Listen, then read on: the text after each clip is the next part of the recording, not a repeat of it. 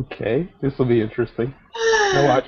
It ends All up on right, me for we're most of it. live. Hi. So now you can see the nameless faces there. Ah, Now, hello. hopefully, now that I switched off, like you're Hmm. still there Yeah. because that would be really crappy if you aren't there again. Yeah. So maybe I should have to like keep like adding you back.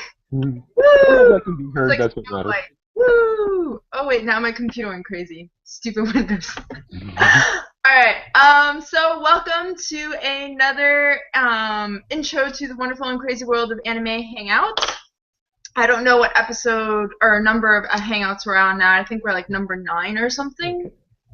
something like that, Hmm. unofficially. So we've got John, and I had Lauren and Jack and Jeremy. Chris and Jeremy on, but unfortunately they all had to go. Hmm. So I guess it's because it's 4:30 and people are technically working still. Yeah. So Hmm. and now I'm turning orange again. See Just that stay closer to the window. every time. I don't think it's helping me. Anyway, John, you Hello. can go ahead and tell us what we're talking about today. Episodes 10 As through 13, which was a bit of a surprise for me this morning because I realized I had completely forgotten about the Hangout. I realized about 2:30 in the morning, while I'm playing WoW and listening to some music, that because I was thinking, maybe I'll get an early start on the Bebop episodes tomorrow, and then it occurs to me, wait, there's a Hangout tomorrow. I haven't watched any of them, and I quickly decide, of course, am I going to watch them tonight or do try to get them in before right. the Hangout? I decide I can get 3 episodes in. Get up today, check Google Plus, and you say we're doing 10 through 13. Okay, I'll try to squeeze one more in. Makes perfect sense because 12 and 13 do really run together. In fact, I didn't even separate them in my notes. I have episodes 12 and 13 Ah, altogether. see, and Almost especially direct that decision. ending. That ending on Hmm. 13, it's Yeah, like essential that you have to throw them two yeah, together. Like yeah. you can't separate them. It's a So two-parter. It's one episode effectively. let's start off talking about episode 10 as I Hmm. drink my unfair advantage. This stuff is Hmm. really good, by the way. When's your birthday again? It's like The 25th. a 25th. Okay, cool. All right, I have an idea for something, and I will message you about it later. But Okay. it doesn't matter. All Okay, right. so let's talk about episode 10, Episode 10. and you can start off as I turn orange again. Go ahead. Hmm. Listen, this one we get a little bit more on Jet's past.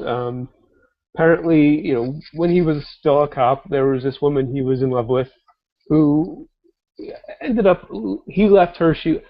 I actually forgot if he left her. No, she left him. He didn't know She why. left him. She left him. She left him. He didn't know why. He finds out she's on this planet, so he goes to see her again. And of course, it's as you put it in the when we were messaging before, it's the Lonely Jet episode or another Lonely Jet episode. Oh, Lonely Jet. But Jet is one of those guys. He's just a good guy, and Mhm. unfortunately, this episode to me is like the X rises again type of thing. Yeah, yeah. It kind of is that way for this episode and the next episode. If you think about it with Spike, Hmm. how it's For the his. 12 and 13, you mean, not the next one. The next one's the kind I'm of sorry. the Yeah, yeah, yeah. 12 and 13. Yeah, yeah. Thank yeah, you. But with this episode, I called it the Lonely Jet. yeah. I think one of the things that we really get to know about Jet is he has a lot more heart, Yeah. than he seems to just be a stone cold, police guy.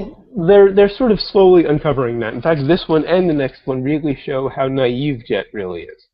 Yeah, I would And say how that too. Absolutely. Uh huh. he's sort of stuck in these very traditional beliefs about the world.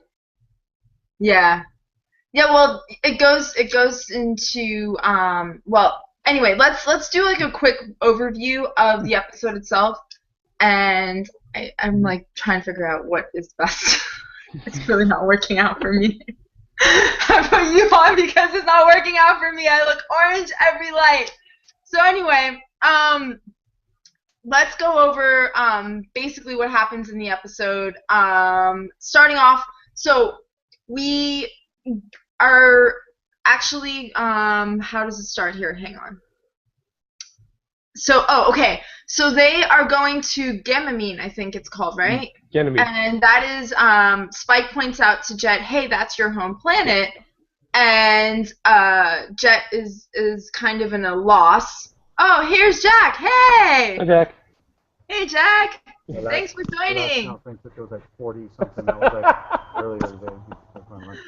It's crazy. Everybody comes in like at random points. So, episode 10, Jack is talking a little bit to his friend Donnelly, and Donnelly says, "Oh, by the way, like, oh, how's everything?" And he's like, "Oh, I'm a bounty hunter now." And he says, "Oh, well, that's impressive. I didn't really expect you to be a bounty hunter, but whatever." So then they decide that they're going to go into Gamamine and they're going to look for, what was it? They're getting some time off, right? Yeah. It was just a vacation, a bit of a break. Yeah, they decided to have a bit of a break, and Jet decides, you know what, maybe I'm going to go find Elisa, which is his ex-girlfriend. And Faye is just like, you know what, whatever, I'm going to suntan and hang out. And Spike is just fixing the swordfish. So, fishing. huh? Fishing. And he's fishing. What is with all the fish? Have you thought about that? Like, I've seen a lot of fish, and up until now, I would say, what are we, episode 10, I've seen quite a few fish, like either some sort of seafood or some sort of fish. I don't know. If I remember correctly, I think It seems to be a common theme in the show, now that you mention it. I hadn't thought about it. I wonder if there's like a theme to that or not. I don't know. So anyhow, so we find out that there's this girlfriend that was Jet's ex-girlfriend, and she has Bar. Originally, what was the deadline? And Bar was pretty popular at one point. So that's this weekend, right? And now it's not so popular. I love the lounge singing. Fridays, actually, this is not the time to A little bit. There we go. It's like too much noise. Thank you. Sorry, Jack. Yeah, So- the music, we keep going back to this, but the music in the show is just amazing. You can't talk about Bebop without talking about the music. The music is what makes the show. So, so I loved that jazzy singer bit. I felt totally like I should start having a martini as I'm sitting here watching it, like 8 in the morning or whatever. But that would be a little bit early for drinking. But I mean, it still kind of feels like that. So, all right. So we get into it. Let me unmute him just in case he was trying to say something. All right. So we get into it, and Jet visits the bar. He sees Elisa, which is his ex-girlfriend. Elisa tells him pretty much, hey, you need to move on. I'm over it, and you never let me do what I want to do, so therefore, there was a reason why we broke paths. The explanation is actually at the end of the episode. Oh, yes, you're right. I'm sorry. I jumped ahead. All we know is we find out that Jet loved being in that relationship because he could always count on her being there waiting for him at home. Yeah. She was the ever-loving girlfriend and ever, good wife, And incredibly well... Huh? And incredibly well preserved. I would have expected her to look a bit older. Well, I mean, 7-8 years. Okay, it hasn't been that long. All right. 7-8 years is, well, yeah. And Jet is 37, so she could have been mid-30s. Yeah, she could have been maybe, even if she's what? Let's say they got together 7 years. He's 36. So exactly the same as she had in the bit in the beginning, the flashback, and I didn't pick up that it had only been 7-8 years, so that explains it. Well, and you think about it too. I mean, look at Faye. Faye's Faye's an 100 exceptional years case. old. Yeah. So come on. I mean, Yeah. maybe there's something in the space water, or there's something in the space cosmetics. You know, it is far in the future, so You know, maybe they have some sort of special, I don't know, like products, or I don't know, facelift products, who knows, or something, whatever. Anyway, just checked the year because I noticed it in the opening credits for once. It's 1998. No, the year it takes place in. Oh, I'm sorry. I was like 2071. Huh? It's 2071. It's actually closer than I thought it was. It's only like 50-something years from now. Ugh, I don't even want to think about that. I don't like the contest. I feel like I want to look like Faye for the rest of my life. Like, I hope that I continue to take care of myself and I can look like Faye and be 100 years old and look as amazing. It just surprised me that it wasn't further in the future. Like Firefly is, a few hundred years in the future. It surprised me that Bebop is closer. I mean, if it's conceivable, I could be alive in the year that Bebop takes place. I'd be almost amazing, but it's conceivable. Completely conceivable. So, we can maybe there will be a Gamamine. We'll find the gates, and maybe it'll work out. Maybe it'll be like a Stargate thing. I just don't want to be on the moon when it blows. The moon showers, the moon rock showers. All right, so we're getting off topic here. All right. I love this episode because this is so typical of any breakup relationship type thing where you go in and it might be like 5 years later, 10 years later, 15 years later, whatever, and then you ask the person and you see them and you're like, oh, so why did we end up breaking up?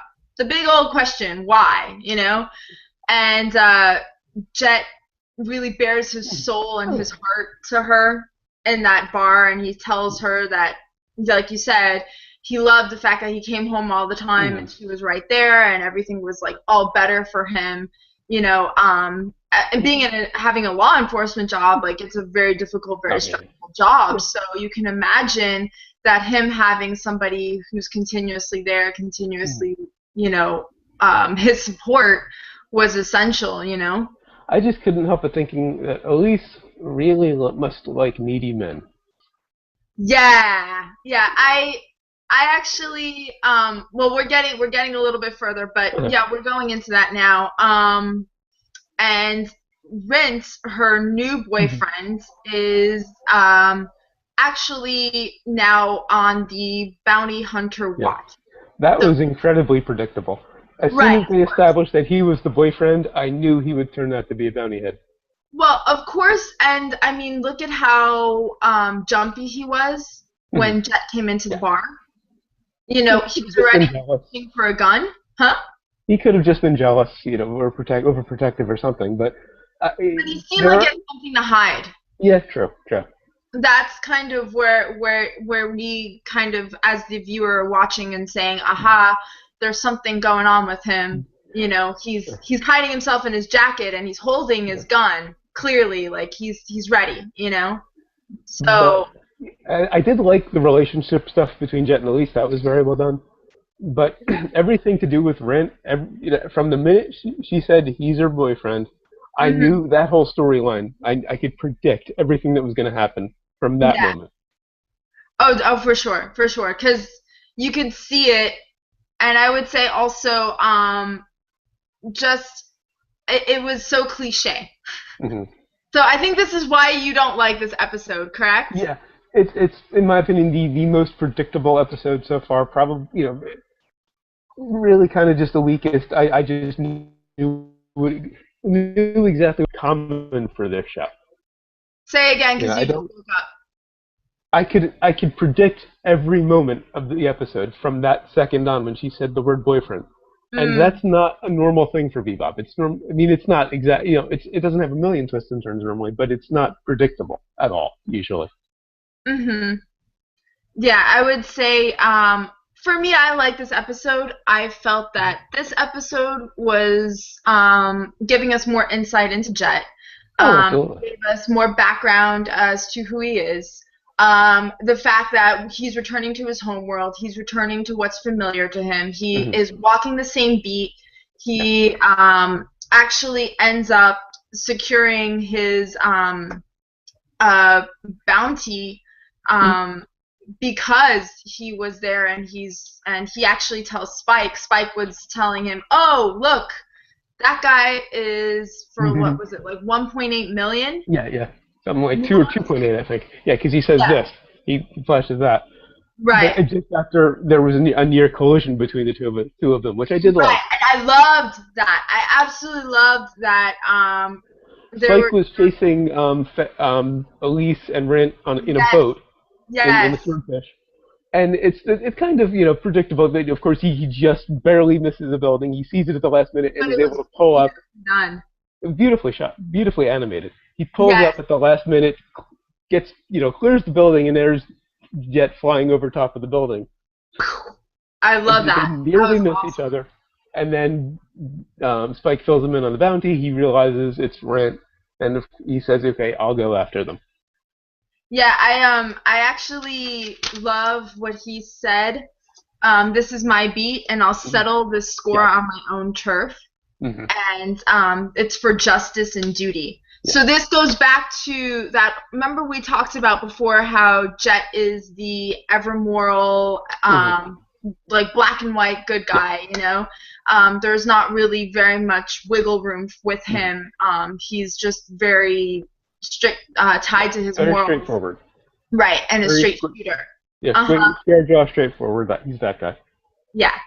And so for him, it was, I'm going to do this and I'm going to fix the situation. Mhm. And of course, he gets them into a little bit of well, they get into an accident, essentially. And Elisa is trying to tell him, "Oh, I want to make decisions on my own, even if it's wrong, and this and this and that, and why won't you just let me be my own person?" I And all was this. so glad that she got into that because it's hinted in that scene in the bar when Jet says, I could depend on her being there every day when I got home, and I was wondering if they were just going to let that sit there or if they were going to explain, yeah, that's why she left. Well, yeah. I mean, anybody could have seen that one coming. Essentially, once he realized that, she says farewell, and all she leaves him is that pocket Mhm. watch. Yeah. And then considering the choices in life she makes afterwards, and I think Going from one extreme to the other. right, and Jet recognized what kind of person she was. I think Jet was, kind of thinking like himself as a savior, maybe. Well, I could be reading too much into it, but well, she basically said Jet was a father figure to her. She didn't have to do anything. right. He took care of her completely. Yep. And she leaves him because that was smothering. And they don't explain it with Rent, but you can tell that when he starts flipping out because Jet's a bounty hunter, he practically calls her mommy. He just becomes a complete child. Yeah. I didn't even really think of it that way, but that makes total sense. So she went from one end of the spectrum with Jet to the opposite end with Rent. That's a really nice observation. I didn't even think of that one. Oh, a couple things I wanted to mention also in this particular episode. I love the frame where they are talking on the floor, Mm-hmm. and Rin is having that moment where he's just like, "What am I gonna do? These bounty hunters are gonna be after me now." And she's telling him, "Well, it's not your fault. I told you to take, or I took the money. I should have never taken the money from the loan shark, etc., etc." But I liked when, if you notice, the frame where they were shooting from was between the chairs. Uh-huh. Yeah.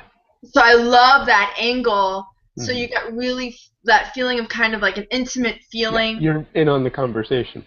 Right, right. And the other one that I really loved also was the frame shot of Elisa with the gun. Hmm. and all you see is her point of view, where she's got Jet coming towards her with the gun, and And you she's see the gun shaking. right, exactly, and also, of course, she can't shoot, Mhm. so the gun's going every which way. Yeah. But the frame of reference was what I really enjoyed about that particular moment. Just a couple of points at the beginning that I noticed. This is another moment where Faye's shorts get shorter. Just the first shot of her, at the beginning. They suddenly shrink about 2 or 3 inches. Also, I thought they got shorter in the next episode. well, they probably do then too. They seem to change from episode to episode. I think it depends on who's animating it. Somebody should sit there and like measure. Hmm. We should like sit there and have a measurement and be like, all right. Oh. Also, the gravity in the cockpit in the beginning seemed to turn on and off. I didn't even realize that. When they come into the cockpit at the beginning, when Faye and Spike do, Faye is floating. Right. As if the gravity's off, yet Jet's just standing there, not holding on to anything, doesn't appear to be strapped into anything. Huh. And then they show them later, and they're all just standing there, not latched onto anything, not holding anything, as if there's, the gravity's on. That's interesting. That would be something that someone else should notice. Maybe it was like one of those glitches. Well, I think they just wanted to do a shot of Faye floating, and they didn't really just think about, being consistent everyone about the else. whole thing. Right, yeah. Huh. That's interesting. And so I also wanted to bring up, I love the fact that during the whole standoff between Jet and Elisa, the seagulls were just overhead. Yeah. So all you had is the sound of the seagulls overhead. And the and audience, and both places. Yeah. And that's it. And I loved that it really emphasized that feeling. It was also kind of like, normally when you think of those moments, they're kind of soft and light when you have seagulls floating overhead. And so it also gives it a very dramatic element, which is, if you think about it, that situation was quite dramatic. So in a sense, it does, but also if you, and I'm sure you can understand this, if you grow up near the shore. Yeah. And are you originally from Florida? Yes. So, yeah, I'm from Jersey Shore. If you grow up near an ocean, seagulls also mean bad weather. Ah, that's true. Yeah. And that's kind of the vibe I got from it. The hearing them, it was kind of like a storm coming. Huh. That is a really nice observation. I didn't even think of that. That's a good one.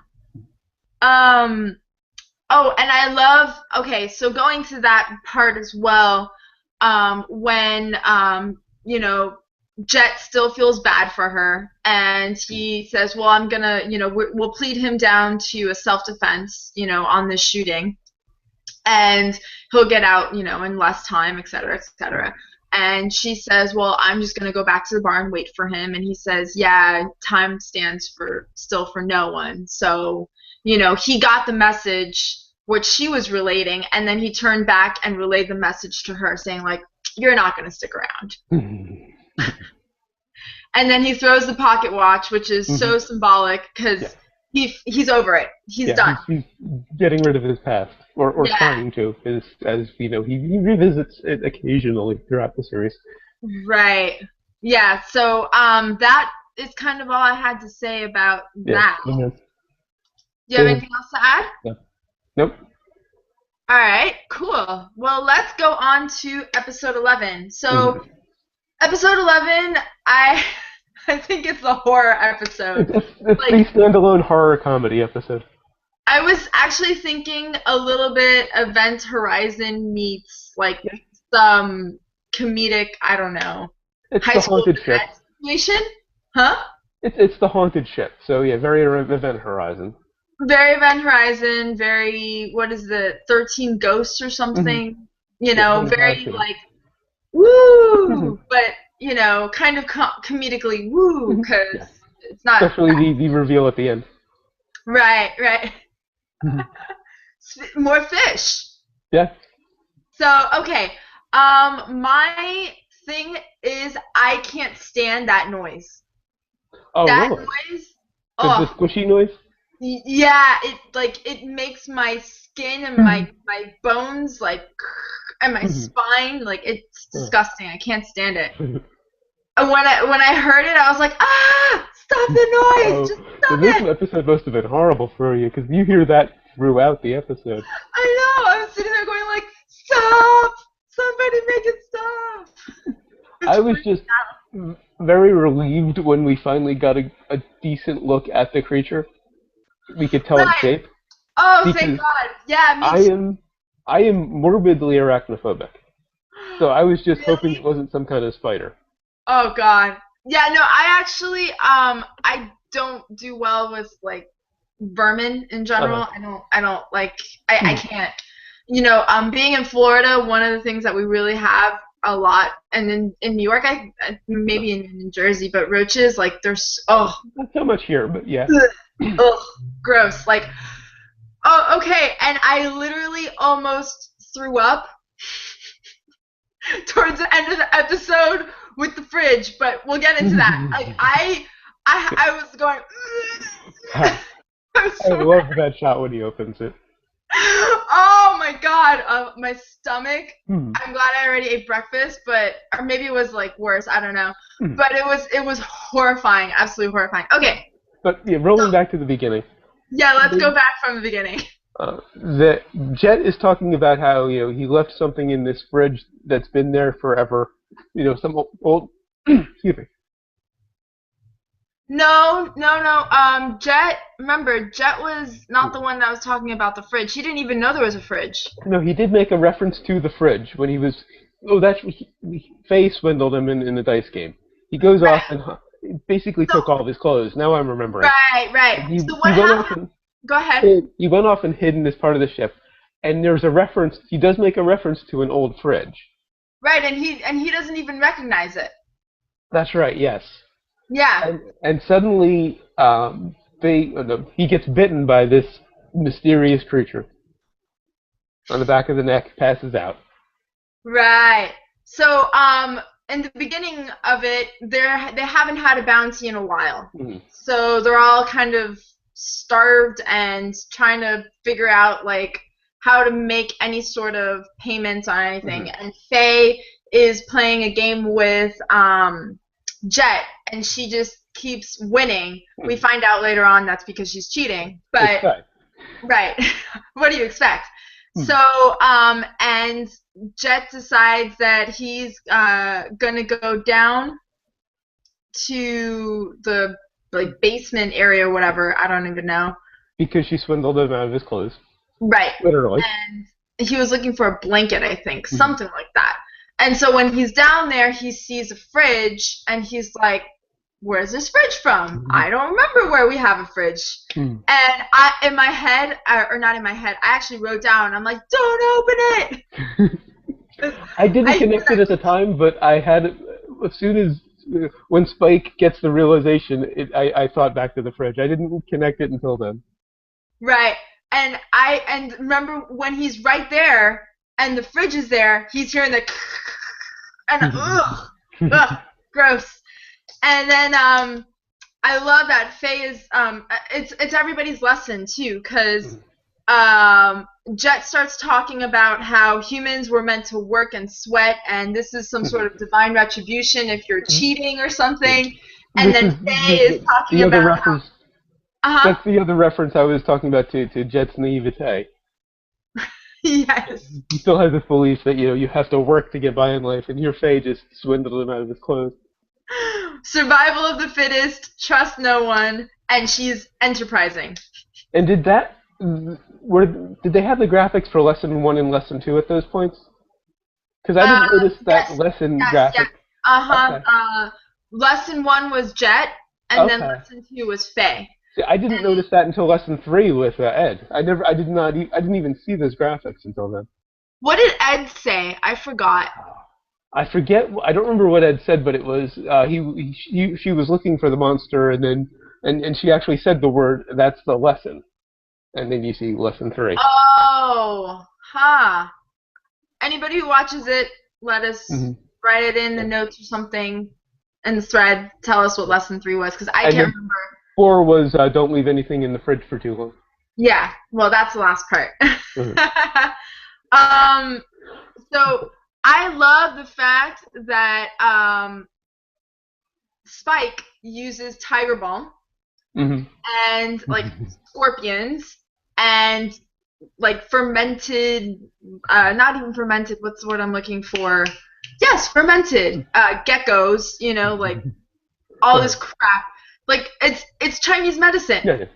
You know, Eastern medicine. Yeah. And I thought it was hilarious. There's actually, I gotta send you the link. I don't know if you've ever watched these guys, but there's these guys on YouTube called Fung Bros. And one of the episodes they have is things that Asian moms do. And one of them is that all Asian moms are always about Tiger Balm, like particularly Chinese, but my mom does that too. My mom's like, oh, Tiger Balm fix everything, la la la. And I'm like, but you're not even Chinese. That's kind of crazy.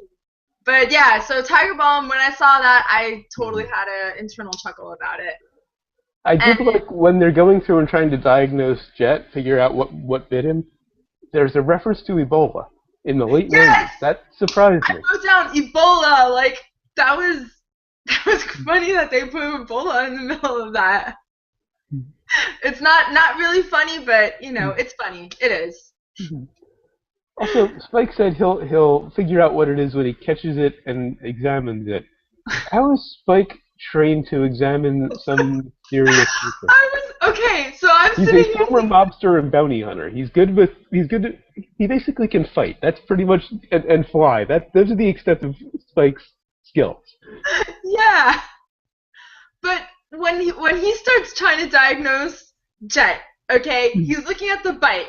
He starts talking. He like brings out this whole kit of herbal medicine, right? And I'm sitting there going, how does Spike have this knowledge? Like, is it because of Annie, the woman that we met in the previous episode? Like maybe he taught him something, and that's how he knows like Chinese medicine or Eastern medicine.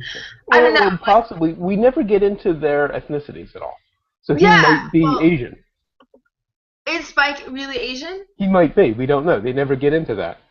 And he has like the two. Well, we get into the two eyes later, but you know, I mean, we'll get into that. Interesting. So I the whole time was saying you should follow Ein. Ein clearly, Ein is a data dog, right? Ein is not just a little corgi that's just like making noise for something. Ein is a much more intelligent being, you know.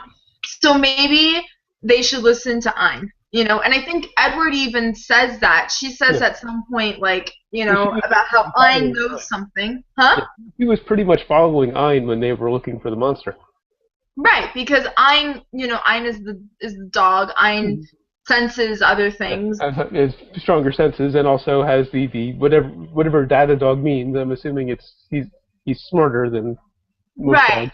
That's what I was thinking too. Is that okay? He has, you know, but you should follow what Ein's doing. Follow Ein's instincts, you know. I also love the way Ein was animated in this one because I think it's the most we've seen of him so far, aside from his first episode. And I just loved the subtlety with how he moved. He was just, I mean, he's a corgi, so of course he's adorable, but particularly in this episode. Yes, I can agree with you on that. I loved the art. Actually, I wanted to say the art in the previous episode was absolutely stunning. Oh, yeah. I mean, the art is just in general stunning, but for whatever reason, I was really blown away with the ex-girlfriend. Yeah. And just how beautifully they did the bar, and just, I mean, the whole thing went together so well. And the art here is also very beautiful, and comedic as well. You've got the comedic elements too, which I really appreciated, especially for something so disgusting. Yeah. So, I love Spike's mutated rat theory. Yes. Because I totally thought of Teenage Mutant Ninja Turtles. And they kind of tip that a little bit in the beginning when you know Jed's going on about being bitten. You see a little rat scurry away. Right. That makes you think that there's like a rat or something. Yeah. And I just keep writing that disgusting noise, like somebody, ugh. And Faye ends up, encountering this thing, whatever it is, the thing from the unknown. On the leg.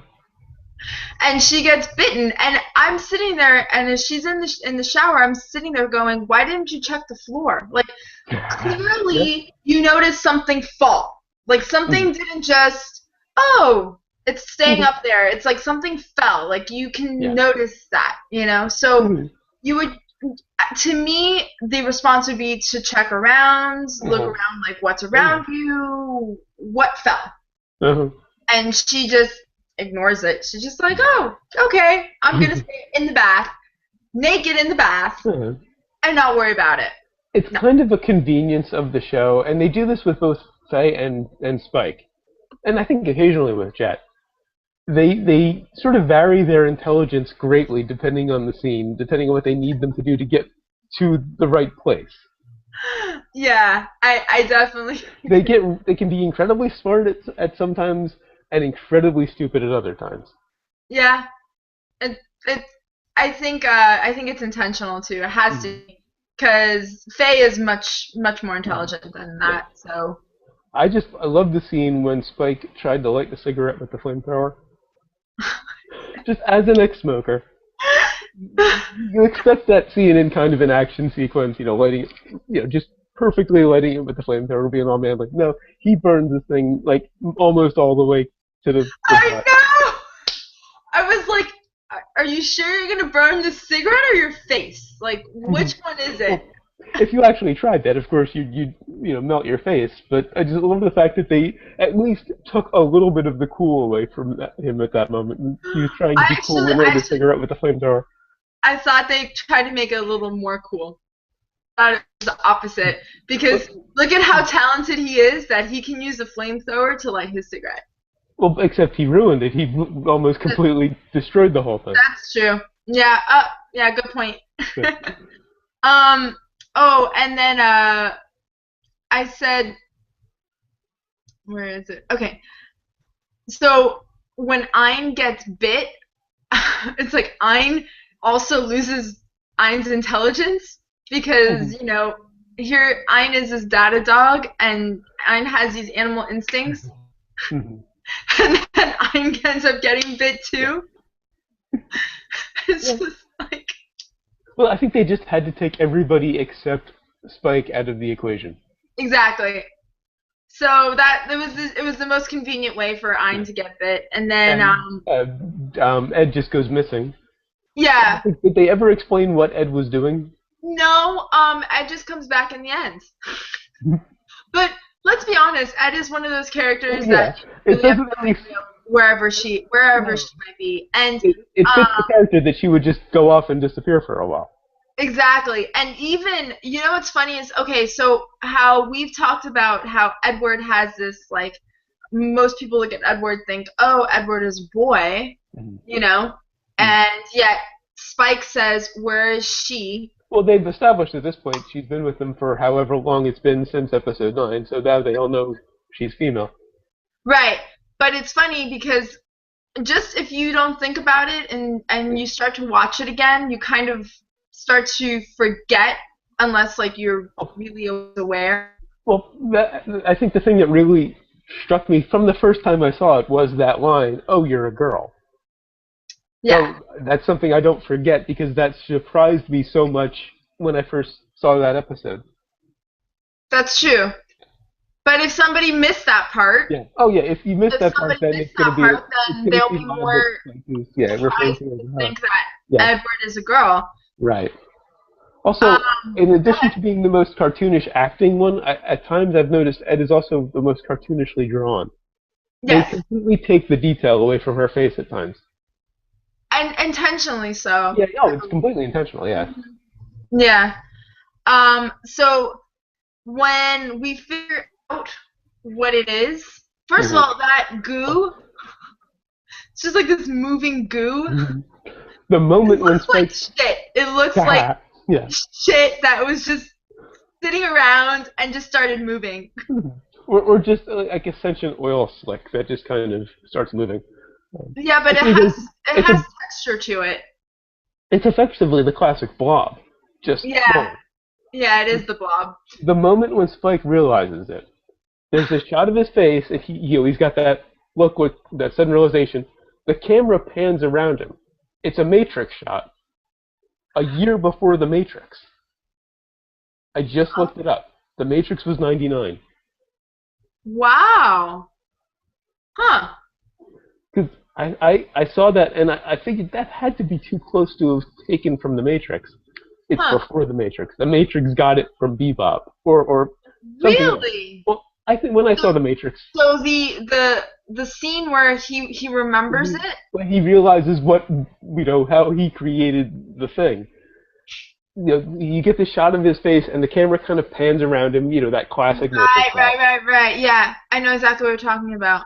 This was a year before the Matrix. Wow. I wonder if somebody watched it and took it from them, or.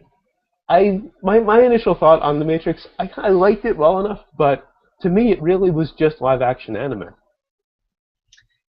I'd seen everything in that movie in anime before then. Well, Animatrix. Well, that came later. That was after the initial I know. movie. But when I saw Animatrix, I was thinking the exact same thing. Later on, I thought to myself, now I can see the connection to anime. Mm-hmm. Yeah. So that proves to me that they did borrow a lot from anime, and specifically, I think that shot from Bebop, because that is the classic Matrix spin around shot. Yeah. That fully actually a year or two later borrowed, but I think they got it directly from the Matrix. I think they were quoting the Matrix in Fully Cooley. We'll talk about that later if we get to Fully Cooley. So okay. So now we are in this point where Spike has realized that he left a year-old gamamine lobster against fish, more fish, or seafood, sea creature. Yeah. And when he opened that fridge, I loved that shot. It was just. Oh my god! It was Giger. It was something out of Alien. It looked like something Giger would have come up with. It was awesome. If you're not squeamish about that sort of thing. So I have a personal story for this. 2 years ago, I went to Paris and I came home, and our electric went out, whatever, and we came home and oh my god, horrible, like it was 3 days that the electric was out, and oh no, oh my god, and listen, we had put stuff in the freezer because we thought, well, we're gonna be gone, it's better to leave the fridge like completely empty or like close to empty with stuff that isn't gonna perish or anything like that, right?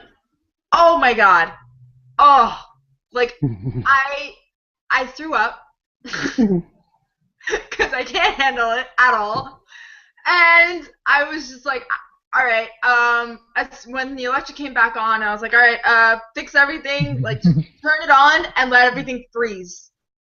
Okay, get rid of the smell and then get rid of everything. Yeah. I've never been so disturbed in my life. Like I literally had nightmares, and like I couldn't even sleep. I would feel like things crawling on me, and disgusting. So, yeah, me and bugs and none of that stuff. Nothing. Okay, it was that aspect. It wasn't the smell particularly. It was just the possibility of rotten food. It's the fridge. Like the fridge opened up, and I just remembered that same feeling, and it also gives me that concept, that feeling of like something's gonna come out at me, and I don't like horror films. I like horror anime, like Higurashi. I can watch like Parasite and Psychopaths and all that, and that's not really even horror. Shiki is more horror. But live action horror you can't do. Yeah, I know, disgusting. So and I love that they're playing Waltz of the Flowers. Oh, that whole ending. He basically Spike tries to successfully spaces the fridge, jettisons it out the airlock, and you've got the classical music and the fridge is spinning and things are spilling out of it and kind of glistening. It was just this beautiful homage to 2001. To 2001. 2001: A Space Odyssey with the the rotating fridge and the classical music. And, Oh, smart. I didn't that This is awesome. I love it. I love your the things that you're pulling out from the show. Like things I would have not really thought about. 2001: Space Odyssey. Nice. that looked like a direct reference to me with the fridge spinning like the space station in that first shot, after the prehistoric section. And Yes. Uh-huh. And how come Ed could eat the thing? That was, Huh? how come Ed could eat the thing that had poisoned them? Okay. Because it's Ed, So I guess. There's no explanation with Ed. Ed, first of all, let's think about like Ed came from Earth, right? Earth had all of these issues. Yeah, true. Earth is not the same Earth that we know. Mhm. Everybody's underground. Right. Maybe Ed is kind of mutated in some It's way. the cockroach theory. There you go. It's the cockroach theory. It's when nuclear war happens, two things will survive: roaches and Keith Richards, because of everything he's done to his body. Same deal with Ed. She's been exposed to all of this destruction and garbage and all of this, so she's Exactly. indestructible.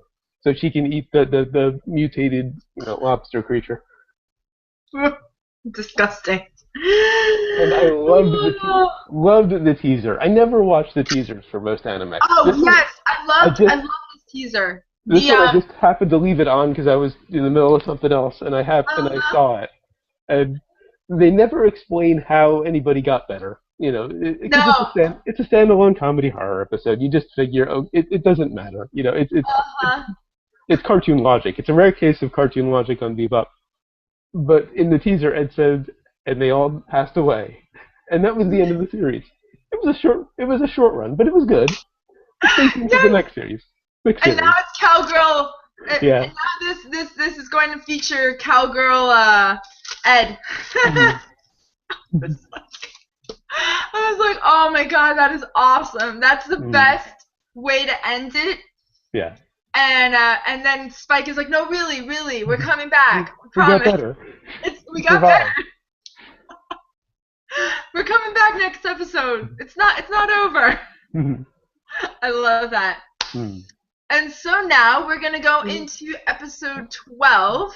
12 and okay, I have 12 and 13 all kind of meshed together, so. Yeah, we can. I may jump between them a little bit. So let's start off with the beginning of 12. We've got the opening episode of 12 starts us off in like a desert setting with it seems like some sort of Native American like medicine man shaman type of and a young girl. And a young girl, and she's asking about this star that had just fallen. And the guy says to her that the star is the tear of a warrior, a pitiful soul that could not find his way back to the lofty realm that awaits us all. I love these kind of moments in Bebop when they just pull away from all the sci-fi stuff and just go very almost mystical. Yeah, mystical is a good way. Yeah, or just very spiritual. Or in sort of ancient with certain things, like the fortune teller early on, or the Indian in this case. I wish there were more of those moments, just to kind of offset everything else. I think so kind of unrelated, but kind of related. I watched all of Space Dandy this weekend. Oh. Love Space Dandy. Oh, good. We'll talk about that after because Space Dandy is amazing, and there needs to be a season 3, but.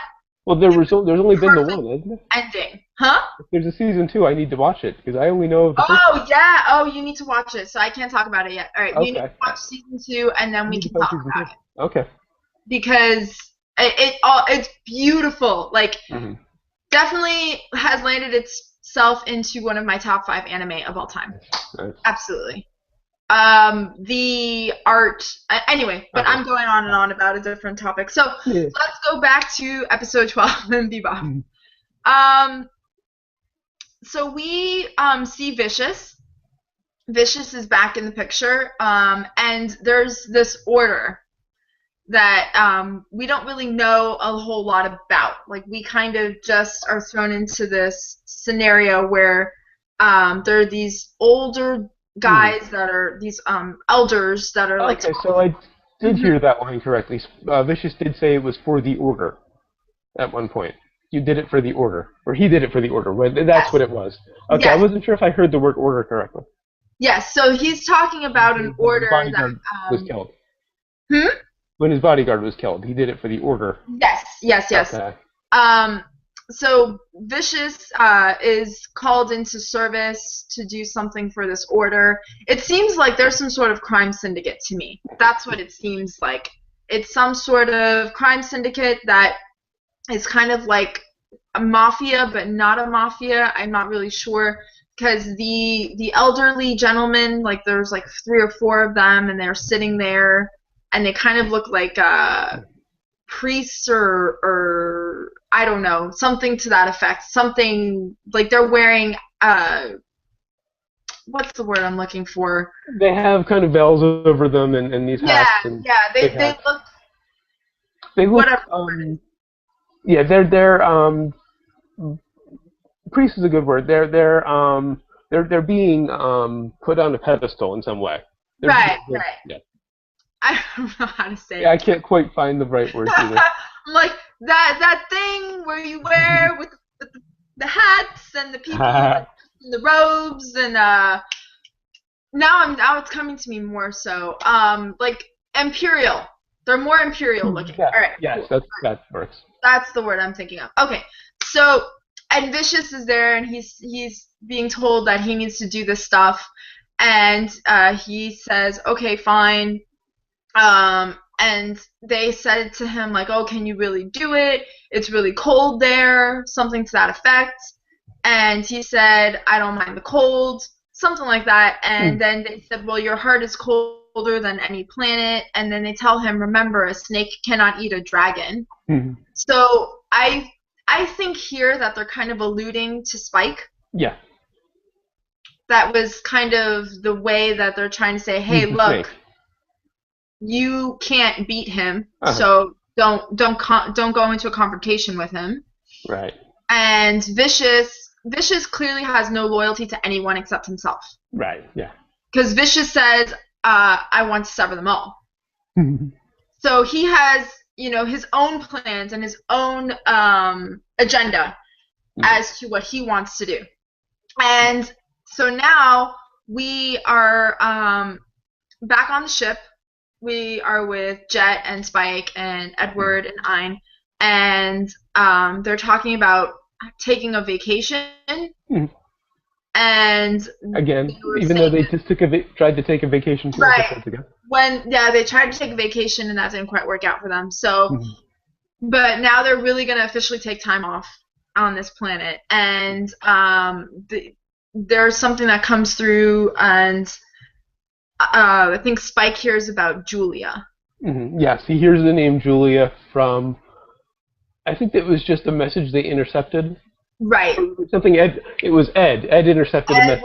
Edward picked it up. Edward says, "Who's Julia?" That's in my notes because Ed was speaking Japanese for a bit while she was, surfing through these messages. Yeah. And I wondered if that was the original dialogue.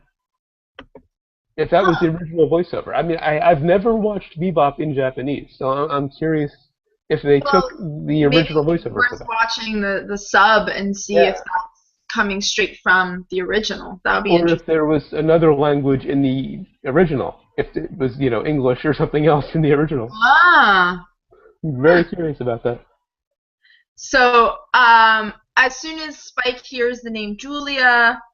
and Jet is trying to find what happened to Faye, because Faye just decided to jump off and go on to this planet, and Jet is like, well, we need to go find Faye. What happened to Faye? Draining the ship of all of their antifreeze and robbing the vault, which is... And all their money. Which, is Jet's initial reason for going after her. His cover story is that, she took the money. Right, but we all know that Jet really is the ever-loving father that wants to make sure his children are safe. So, so as soon as Spike hears the name Julia, Spike is bolting for the door. Julia, we've had flashbacks of in previous Yeah. episodes. I think that was in the Ballad of the Fallen Angel Yeah, episode did we get her name in that one? where I- yes, okay, I couldn't remember. I think we do get her name. Yeah, because I think when he wakes up, he says Julia, if I remember Oh, correctly. that's right. Yes, yes.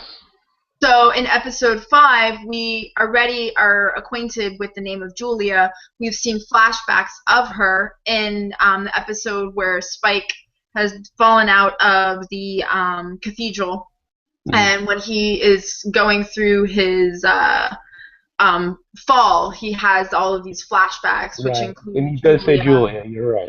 and a huge gunfight and roses and all of this stuff. So we have that kind of piecemealed.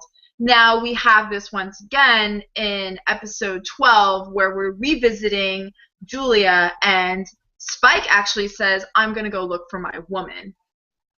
And that's the first time we've ever heard Spike say anything definitively in terms of a female companion or female character that he really felt anything for. It's the first time he really said anything like that. Actually, I love that line because he says, you go look for your woman, I'll go look for mine. No, he says, you go look for the other. Did he say the other? Yes. Okay. He doesn't even say Faye and woman. No, he doesn't say the other. I thought he said you go look for yours. I thought he was implying something. He said, I'm going to go look for my woman. My woman, you go look for the other. You're right, Yeah. you're right. I am getting a little tired of the old married couple bickering. the fine be that way dialogue. Adorable. I thought it was adorable. I thought it was kind of like the old married couple meets the prodigal son in some way. Because the way that Spike is like, I gotta go, I gotta do this, and Jed is like, well, you're gonna go, you don't come back here, you don't have a place to stay, blah blah blah. So it's kind of like a father figure more so than just like a married couple. Yeah. It's kind of a little bit of both. Yeah, I think it kind of grays the line a little bit. Yeah. So, and I said it was really cute. I thought it was adorable. It was endearing. I think they just overuse it. It's almost every episode they kind of, go back and forth a little bit. Yeah. Well, I think it also is part of the archetype if you want to absolutely. Out, Yeah, and if Spike is the teenage son, it makes sense that they'd be arguing a lot. Yes. So, I also love that Spike tells him, because Jet says, well, I don't understand you. And that was 3 years ago. And he says, oh, we've been on the ship for 3 years. What have you been doing? He says, I just don't understand you. And then Spike, when he's in Swordfish, says, I don't understand either. That was such a married couple moment. Yeah. We've been together for 3 years and I still don't understand you. Listen, I've been together with mine for 9 years counting, and he tells me that all the time. I don't understand you. He's like, you're like a child. Look at your toys. Purple hair. Like, what are you, a child? Clearly I am. So, I am a giant child, hence why I don't Nothing wrong with that. Me too. So, anyhow. All of this leads to one of the funniest visuals in Bebop. Spike in the yes! pink bubbly coat. In that what do you call that kind of coat? It's like a North Face coat, right? Yeah. Like it's one of those puffer jackets. Puffy, yes! that's it. That's what I was looking for. Puffer jacket. So, and it's really hard to take somebody bright pink. Huh? And it's bright pink, and on Spike, it is one of the funniest things there is. And it's so hard to take anybody serious in a bright puffer jacket. Like, Yeah. I mean, you can be the hardest badass, and if you have like a puffer jacket, like, who's gonna take you seriously? They're gonna be looking at you like, I'm gonna like push you like a marshmallow. I'm gonna push you down. Because you automatically become 9 years old. Yeah, you do. I couldn't take Spike seriously this episode, even though he was such a hard ass. And so he's talking to these drag queens, which was awesome because I totally thought of Hannah Yes, I did And too. I thought of Hannah, and it's her club friends or her club mates, Yeah. you know. But they were looking to pick up, They and weren't quite as elaborate as Hannah and her coworkers. They pretty much just these guys just pretty much put wigs on. I loved the fact that when he's talking to them and her name is Julius, Hmm. and she says, well, if you're looking for company, you're my kind of type. So it goes back to the whole like, here's Spike with his crazy hair, right? And he's got this like jacket on, and he's all puffy, and he's also really determined looking because he's sitting there. He's like, I must find Julia. Where is Julia? You know. So it's very comical, even though he's very desperate.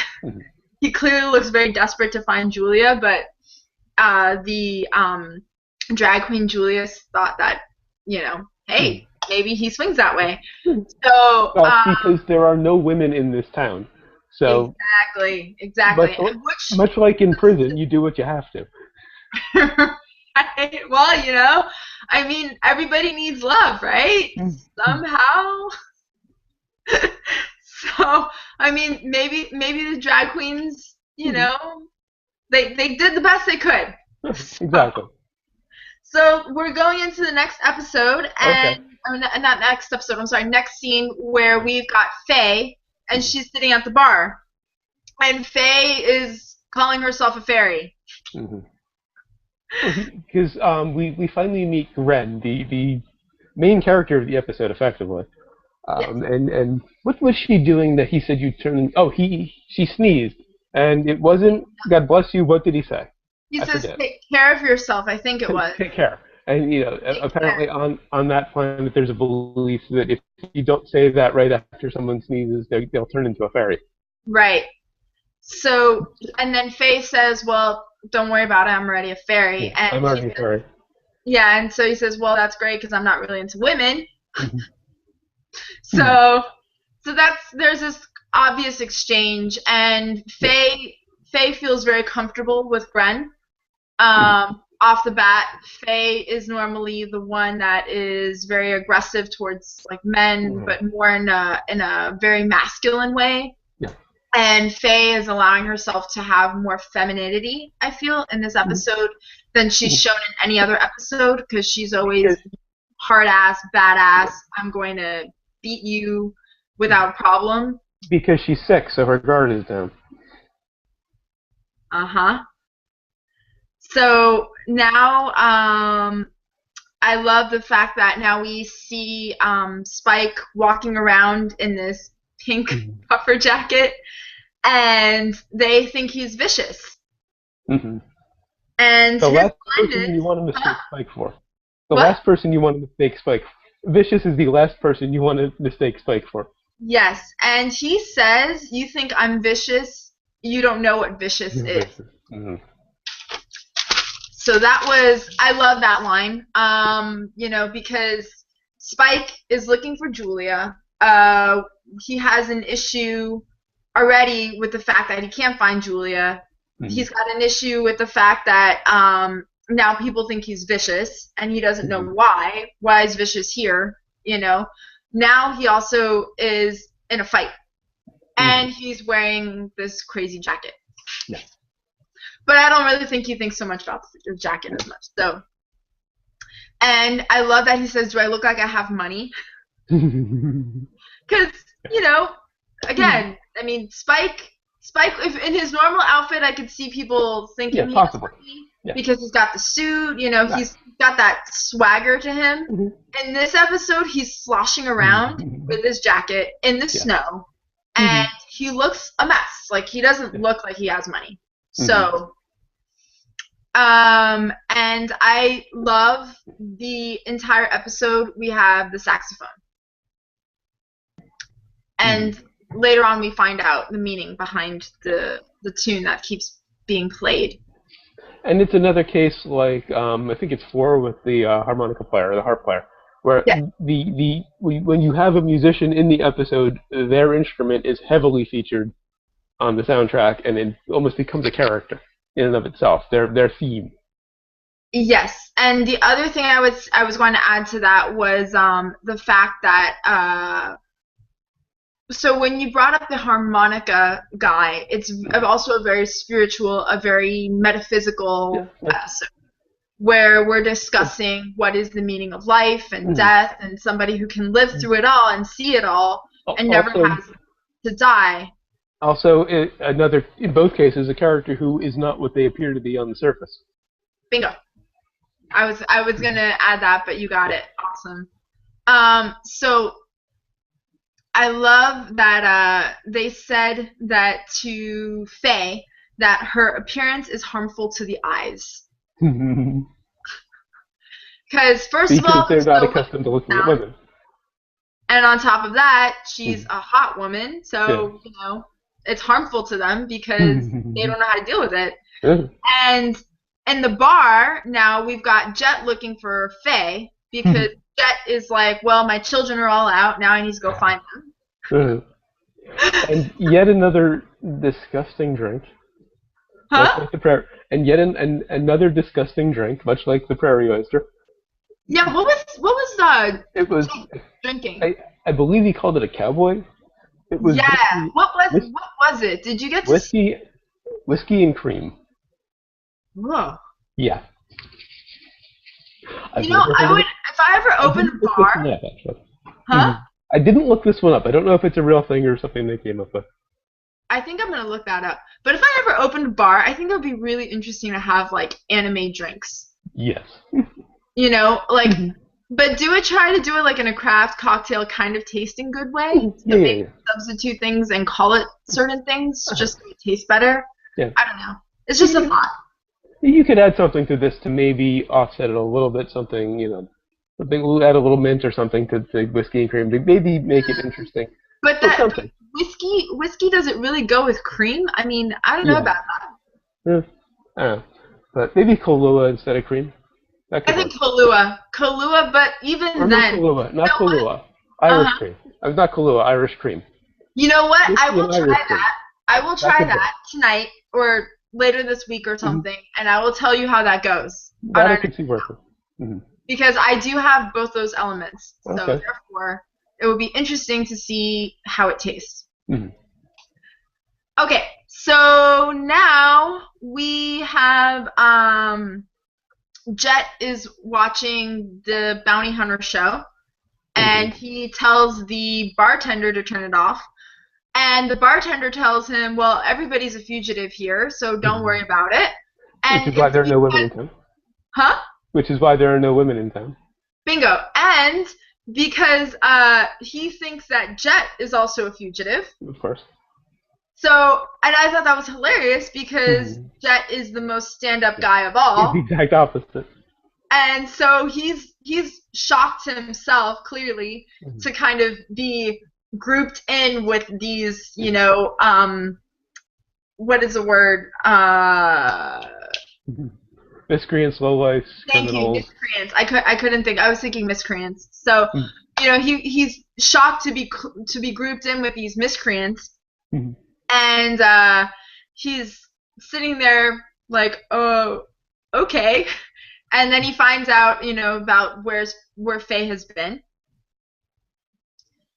And then we find out we find Faye actually has to fight. She set herself up to be attacked by several of the men in town because, as she put it, she wanted a workout. Yeah, exactly. She basically baited them so she could get a workout and kick all their asses.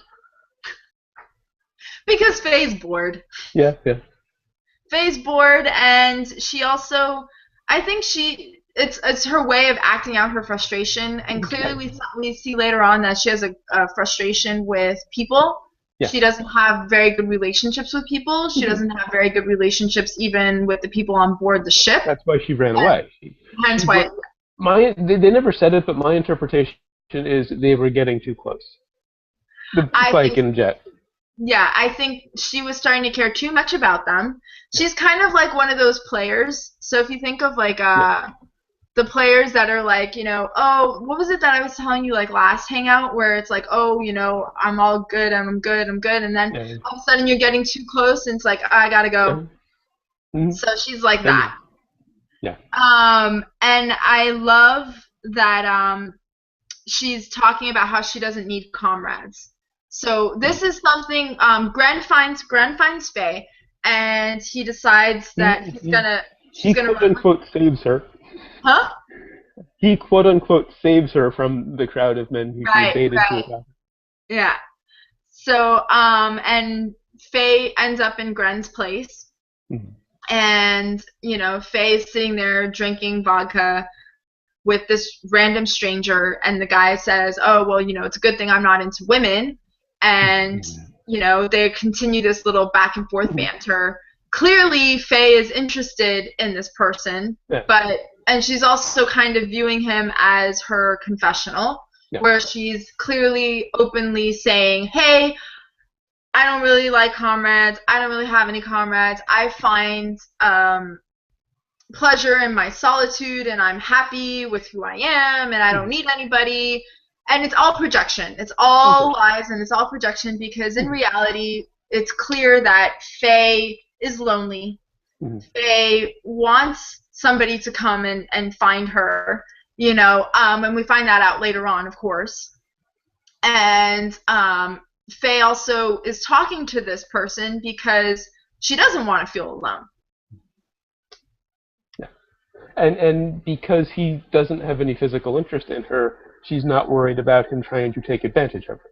Exactly. So she feels very comfortable with Gren, and she opens up to Gren. And then, where are we now? So then the phone rings. Yes. Then the phone rings, and she's looking at the pictures, and she's starting to say, wait a second, I recognize that face. And then they show a shot of Gren holding a gun with this sort of Middle Eastern, sun, like desert hat on. And you hear the line about... It was a military photo. And you hear the line about... And that's when you hear the line about comrades. Uh-huh. Yeah. And so, when the phone rings, and Gren doesn't answer the phone, of course. Gren is in the shower, and Vicious is on the line saying, "I'm here, and I'm gonna give you 32,000 or something. I don't remember how much." And earlier on in the episode, they'd established that Vicious was coming to the planet to arrange a deal for some red eye. Yes. Thank you. Red eye being the drug from the first episode. Exactly. So red eye is that drug that we came to discover in the first episode. And Gren is supposed to set up the exchange for the red eye, and he was going to get money for the red eye. And Vicious is saying that he's also looking forward to seeing him in the message. Yeah. Faye puts two and two together. Faye goes to accost Gren in the shower, and now Gren is not what Gren seems. Yeah. Gren has boobs. Yeah. Very nice ones, I might add. Is this the first case of nudity in the show? Or has there been one before? I want to say there was one before. I think we had some nudity. There's been a little bit of nudity with... Has there been before? Okay. Because it kind of struck me in this episode. I think it's the real first one, though. Yeah, because we've only ever seen... we saw Faye previous episode, episode 10, in a bathing suit. Well, no, yet. Well, like, whatever. Yeah. Like, a piece of tape. Yeah, in a bathing suit. Well, effectively, yes. Yeah. Very small bathing suit. A very tiny bathing suit, yeah. Because this one struck me. And I remember thinking, okay, if they're willing to show it, why not Faye? They come so close to showing Faye. They never did. I think it's also to emphasize the fact that Gren is so very much not what Gren seems. Gren is... It was strictly for story. There was nothing gratuitous about it. Right, which I gotta say, they did a really good job in terms of Oh, yeah. thus far, and from what I remember overall, and this is my third round in Bebop, but thus far they've done a really good job of minimizing the amount of fan service. I've only Absolutely. seen Just a Faye, really. handful, and this is what we're in the 12th, going on to the 13th episode. I've only seen maybe a handful. We're halfway through. Right. Yeah. Like, I could say, like, 5 shots that I could say were truly fan service. Yeah. And if you don't remember what fan service is, that is when they show you pictures of tits and ass just to, make you happy as a fan. And even when it's Faye, there's a point to it. Because they're showing how she leverages that aspect of herself. Right, and it's tasteful. Like, I want to say that the way that they've drawn Faye is very tasteful. Like, it's not overtly sexual in the same manner that you get in terms of, like, High School. Yeah, exactly. High School of the Dead was fan service on fan service on fan service on fan service. As I once called it, fan service, the anime. Yes, yeah. Well, no, High School DxD is actually fan service. Okay, I've heard things about that. Yeah, I should watch that one of these days. That is definitely a slice of life. But anyhow. Anyway, we're on to 13, I think, at this point. Yeah, we're going on to 13 now. I love the last bit of discussion in the intro to 13 when they're talking about what makes men men and women women, and how there's the fine line between feminine men and feminine women and that sort of thing. So I really enjoyed that part too. And as the shot rings out, because Spike encounters Vicious, and there's a shot that rings out, and the saxophone is playing in the middle of it. Now, just real quick, a question I was holding because it kind of ties them both together. Have they established Faye's history with Vicious? No. So we don't know why she knows him. That's what, we have not. We've only established Spike's, of course. Yeah, Spike's connection to Vicious right now. So, okay, episode 13. Man, this is a really long hangout. Not as long as last one, I don't think. Yeah, last one we were like an hour and a half. Yeah. Well, we're almost an hour and a half. Yeah, sure. So episode 13. Titan is we learned that Gren was in the Titan War with Vicious. Would like to have known a bit more about the war. Just as a bit of, I would like to have known a bit more about the war, just kind of the war and the backstory of the universe. Well, I think a lot of it has to do with the fact that the war is not so much important. Yeah. I know. I'm a lore geek. Well, no, I agree with you on that respect. I think it would help us more to historically know what's going on, because there's actually something that I was curious too. Previous episode 10 that we just discussed, they were talking about how there was a recession. Yeah. And how did that recession happen? Like, when did space economy end up getting so messed up, and how? I mean, we have some semblance to that in episode 5 when they had the pact that they were trying to make between the mafia group as well as the Chinese guy who knew Spike, and he was saying, "I wish Spike was here," or "Spike, why aren't you here?" Something to that effect. Right. So there's clearly, dynamics afoot, at least in the black market underground criminal sector of space. But what is the recession? Why did the recession hit? Is it only affecting Gamamine? Thank you. Did it only affect Gamamine, or is it affecting all of space? So, and why did the Titan War happen? Yeah. So, that said, though, we don't get any of that background, but we do get to know how Gren knows Vicious, and I like the fact that Vicious really sticks to his character. He is through and through a cold-hearted killer. when he even encounters Gren, and he talks about this music box, he doesn't ever really say anything. He just gives it to him, and he kills a scorpion right next to him. They're on a break in the war, and Vicious is sitting there with this little music box in his hand, listening to it, and Gren sidles up to him and says, "That's a nice melody. Do you mind if I play it on my sax when I get home?" And Gren just doesn't say a word, just hands him the music box. Yep. And then suddenly, as he's getting up, turns around, pushes Gren down, and puts a knife into the rock right next to his head. Yep. Which you then find out he did to kill Scorpion. That was about the thing, Gren. Right. Which seems like, maybe there was some sort of camaraderie that was established there. Vicious tells him only one thing: I don't need comrades. Yeah.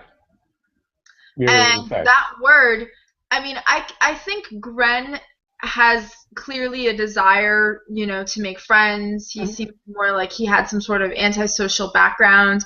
I wish we had more background to Gren prior to these episodes. I wish there was a little more in depth. But for what we get a really nice understanding of Gren and where he comes from. Mm-hmm. We also learn how Gren ended up with boobs. Yeah. Nice. He was being treated for some kind of war injury, got hooked on the medication, and the medication messed with his hormones and gave him boobs. Exactly. And then we also discover that this is the Julia melody. The piece that is being played in the music box is for Julia. And now that piece that Gren plays on the saxophone is Julia's piece, essentially. And Faye asked Gren, "Why did you take me here? Why did you end up rescuing me?" And Gren says, "Well, I guess I just wanted to help someone." So to me, it also symbolizes that Gren knows that this is the end for him. Mm-hmm. Or her. Yeah. Him. It's him. Yeah. He started as a man, he's living as a man, so it's a him. Yeah, he's living as a man with boobs. Hmm. Yeah, go ahead. I was going to tangent. Go ahead. So he can cross-dress, and that also leads to the fact that he's going to meet Vicious out of character as Gren. He's not going to meet him as Gren. He's going to meet him as a woman. Yeah. So, and when Jet is looking for Faye, Jet ends up looking for Faye. He walks into the bar. It's called the Blue Crow. So when Spike was shot, we have the crow's feathers falling down, which is a nice touch and a nice symbol. And he wakes up with a crow on him. Right, exactly. And then we have the bartender saying that it's been 2 years since he's seen somebody looking that good. And Jet comes to find a little bit more about Julia. And so he learns a little bit more about Julia and who she is. We find out that Julia was the girl that used to sit at the corner of the bar and listen to Gren play. And she loved that particular piece from the music box. So he would play that all the time for her. And he also was intrigued by Faye because Faye was sitting in the same spot as Julia. Julia has a smile that lights up the world and reminds him of Faye reminds him of Julia, etc. And there was a bit more of a relationship between Gren and Julia because he said as soon as he brought the music box home and she saw it, she demanded that he rip it open because she knew Vicious would have left something in it. Right. So we know that Julia knows something more too. How does Julia know more about Vicious? Well, because she was involved in that world. That's how Spike knew her. Exactly. We don't know how she was involved yet. But. Yeah. But we also, and Gren, well, anyway, I'm jumping ahead of myself. But, okay, so now we get a little more into Spike's past because we get a little more about Julia. Now we know more about who she is. We have another series of flashbacks. Strongly suggested that Spike had a bit of surgery to have one of his eyes replaced, which explains the different color. There's a brief shot of an eye with what looked like almost metallic pins around it. Huh. I didn't know that part. It's a very brief shot of the eye in kind of this green fluid with these metallic-looking, pins around it. I took it as he has a cybernetic eye. Well, that would explain why he has two different colored eyes. And when she says that one eye sees the past... Well, Spike said one eye sees the past, yeah. Right. Oh, right. He says that. Yeah. They don't look different to me.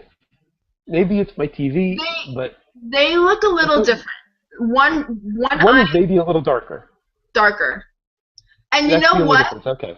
So it's funny because now I'm watching Al Noah Zero, right? And it's getting better. I gotta tell you, it's improved some. Something happened in the last episode which made it really interesting. I kind of foresaw that happening, so you need to catch up so we can talk about that. But one of the characters has an eye that is now a cybernetic eye. Cybernetic, yeah. So it just made me think about that. But anyhow, going on, that's interesting. I have to look it up and see, catch that, because that would explain a lot. It reminded me a lot of the scenes in the first X-Men movie when they were working on Wolverine, and you see the different things floating in the green fluid. Yeah. It reminded me of that, but it's an eye floating in that kind of green fluid with these bits of metal around it. A very brief shot after they show him on the operating table.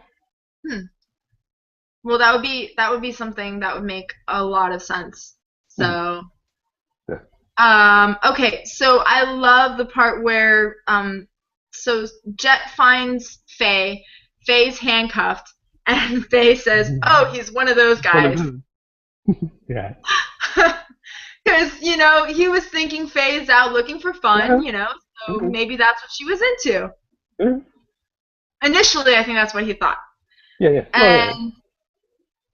And so, of course, he frees up Faye, and Gren left, and Gren told Vicious that he's going to send a woman. So that I didn't connect at first, I have to be honest. I thought he was sending Faye. I rewound it so I could actually catch that, because I remember I was like, wait, he said something, and then I rewound it to catch it. I caught the line. I just thought it meant he was sending Faye. And then he shows up in a dress, and it took me a minute to connect. Oh, that's what he meant. And Faye was definitely testing them to make sure that they actually really care about her. Yeah. Because she wanted to prove that, she didn't have any comrades, but in her surprise, essentially. But I don't think it was a surprise. I think she was hoping that they would come for her and they would rescue her. That's why she put herself in this scenario. So, and Gren also knew that Vicious would betray him, and he came set up for that. Actually, Faye definitely was testing them because Jet establishes she messed up the Bebop, but she left their individual ships alone. Yep. The Hammerhead and the Swordfish were fine. Yep. So, now, Vicious, I said, is very cold to the end. So, Vicious was saying that he was expecting Gren. Vicious gave a bomb, right? Yes. To Gren. Yeah, well... And he says, give my regards to Gren when he gives... Okay, that was the bomb. I the bomb. Okay, I got confused which case the bomb was in. Because and Gren shows up with the case for the money, and Vicious has the case full of red eye, supposedly. Yes. And there's a... Well, it's a bag. It's a bag of red eye. Yeah, there's a case next to Vicious that he kicks over, and that turns out to have the bomb in it. So I was confused as to who was trying to blow who up there. Yeah, so Vicious was trying to blow up Gren. Okay. And I think Vicious says there's nothing in this world to believe in. So because Gren says, hey, I thought that, you were my friends, and I thought that we were comrades, and I believed in you, but you sold me up the river. And that's when Vicious says, you're clearly mistaken, because I believe in nobody, and I care about no one but myself. And that's when Lynn, the bodyguard, jumps in front and protects Vicious. Yeah, basically takes a bullet for him. Vicious is unfazed. He's completely unfazed by it, and all he says is that he died protecting the order. Yeah. That's all he says. Spike says he died. Spike was the one shooting, and says, what about the bodyguard? I can't remember his name. He died for you. Lynn. No, Lynn. What about Lynn? He died for you. No, he died for the order. Yeah. And also, when did the music box get on board? I think maybe did Faye take it? No, because Gren must have. This is the only thing I could figure, is that Gren put the music box in the bag of the red eye. Right. That when Vicious put it on board, that's when, and remember told him, if you look, you looked inside the music box, so that there's a solar transistor, I think. Yeah, transmitter. Sorry. There was a bug. Right, but how did Vicious's ship blow up? Oh. That's what I was trying to figure out. I have to rewatch it. I rewound it, and I was like, I don't understand. How did his ship blow up? So unless Gren put something in the red eye bag to make it blow up. But anyhow. And I think that answers my question as to who was going to bomb who, because they were going to bomb each other. So Gren, his whole intention was to take out Vicious. Yeah, because they both had I think Gren had a bigger grudge against Vicious than the other way around. Vicious right. That would make sense. So, and then Gren, Spike finds Gren on the ground. His ship was all messed up, and he has internal injuries. He's coughing up blood. And so Gren tells Spike that he's the one that Julia always talked about. Clearly, his eyes were different colors, and he asked him like a dying man's wish, which is he wanted to go back to Titan. And he told him, well, hey, you're not going to make it. He's like, well, I'd rather try to get there than not. So Spike lets his bounty go. And it's very sad. It's very somber. The ship goes off into space, into the distance. And it's the end of Gren. Gren is gone. Gren is dead.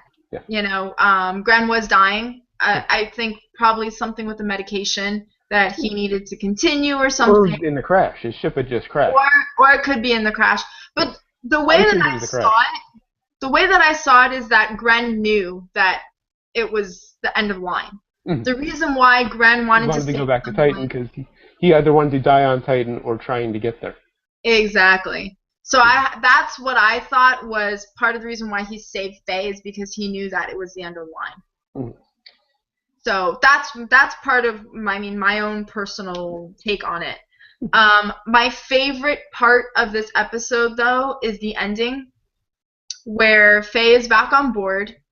Edward is painting her toes, and he paints it blue, and she says, Edward, not anything but blue. And blue is just this very symbolic everything. I mean, Gren's eyes were blue. The name of the bar was the Blue Crow. Yeah. I never connected any of that. I didn't get that I thought about that afterwards. So for her, it was very, very sad, very somber. I think she knew that Gren was going to die. Of course. Really, she knew going into it that was going to be the end of it. She heard million. I keep wanting to call Vicious Millions. You know what I'm referring to. Millions Knives? Or Knives Millions? Which one? Is it Trigun, the villain? Oh, Knives, yeah. is it Okay. Knives Millions or Millions Knives? One of the two. Yeah, I I think can't it's remember the not. order. I keep wanting to call Vicious Millions because for some reason I'm confusing the two. When Yeah, Faye heard Vicious's voice on the answering machine, I think it was she knew Gren was dead. yeah. If you're involved with the deal with Vicious, you're done. Mm-hmm. And the prodigal son returns to the ship. Mm-hmm. The prodigal son being Spike. Mm-hmm. And when Spike returns, Jet asks him, "What are you bringing in?" And he says nothing. Nothing. Because I Spike had told him bring back, or Jet had told Spike bring back the bounty, or you don't, or there's no place for you. right. Earlier in the episode. But I think that this was a very more of a symbolic, No, yeah. like he's bringing back nothing. Like Mm-hmm. he's empty. Oh yeah. Okay. Like he's empty, not only empty-handed, but he's Mm-hmm. also emptied emotionally. I mean, this was another trip for him down memory lane. Yeah. Another run-in with Vicious. Right.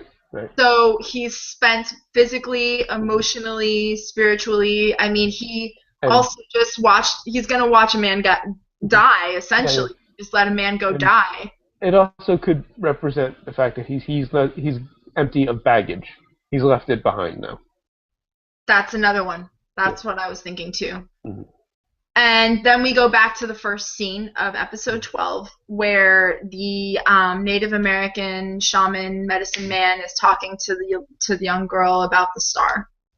Mm-hmm. And it's just the opening line, but a bit extended to really reflect what happened to Gren. Yeah.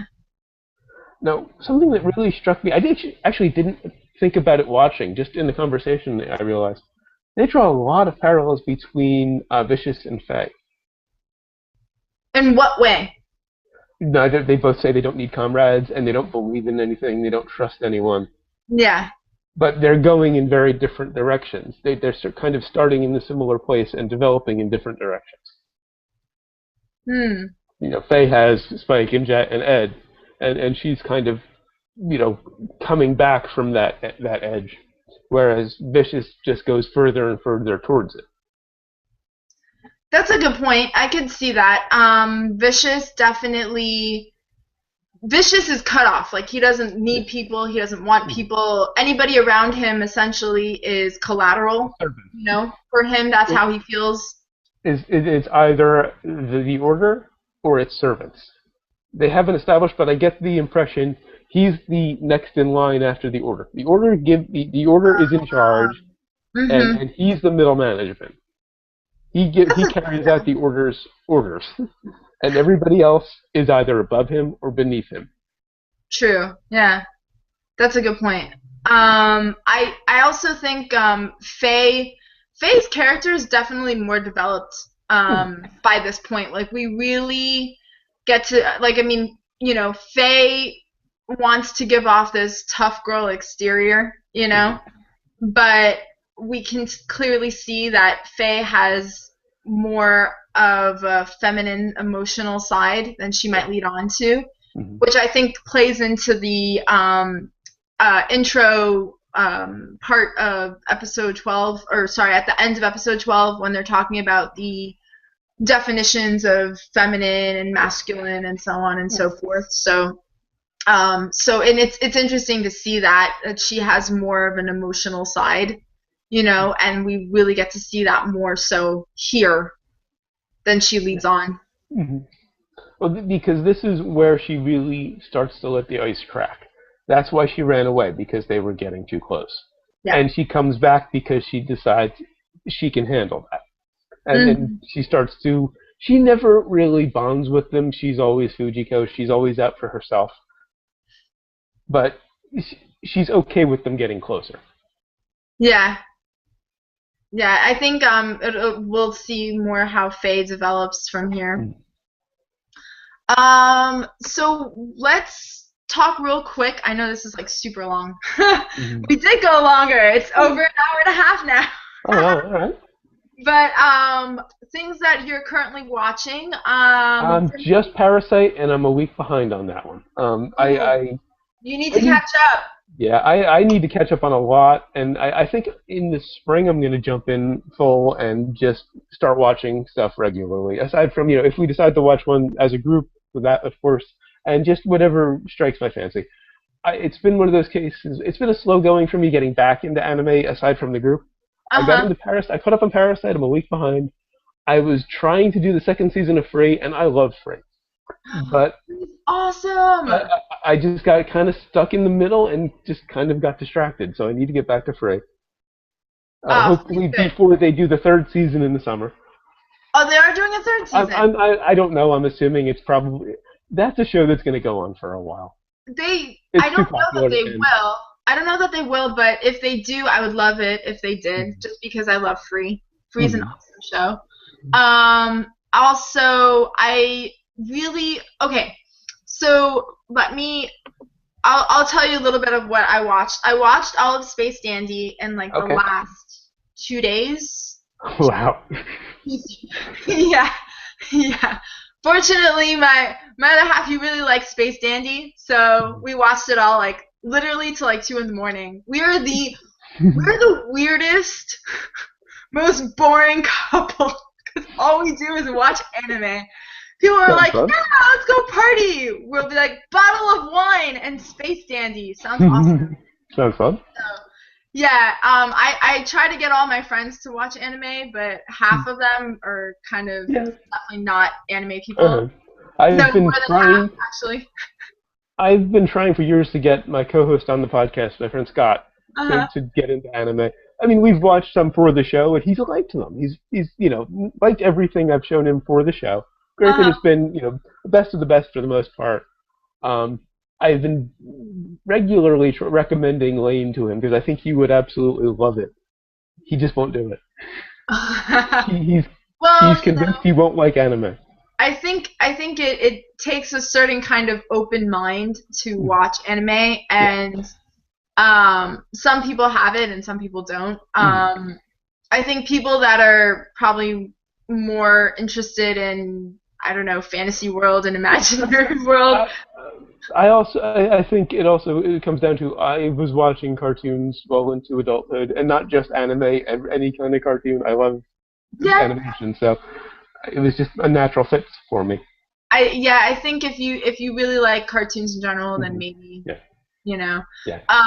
So I watched all of Space Dandy. It's fantastic. Definitely one of my top 5 anime. It's up there with Steins Gate for me Mhm. in terms of top anime. I wish they would do a third season. If they don't, it's completely fine. And the reason why is they tie everything in perfectly. Like it is I need to catch up on season 2 then. season 2. The finale is fantastic. Like it is one of the best finales since Full Metal Alchemist Brotherhood, I would say. So, do they explain how they die at the end of every episode? Yes. It's Okay, not don't say anymore. much Don't. death. I'm not gonna say any. You know what? You have to watch it because if I say Okay. it, If there's any kind of explanation of that, I desperately want to see it. yeah, no, it ties everything in perfectly, Nice. including the crazy episode where I don't know if you've seen it, but there's like a million different dandies. I think they did that in season 1. Yeah, I vaguely remember something like that. Yeah, where there's like 10 different dandies, and that's because he's Yeah. pulling a cosmic string. Uh-huh. So they tie that whole thing in, which is Nice. fantastic.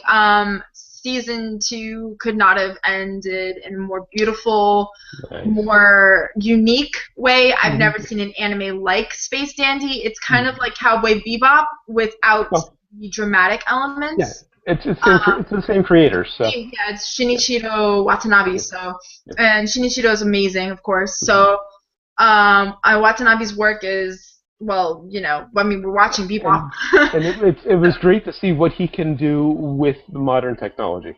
Because, Bebop is 12 years old. 12 And years. I was thinking to myself, the art is phenomenal in Bebop. And the art is, for its time, it was amazing.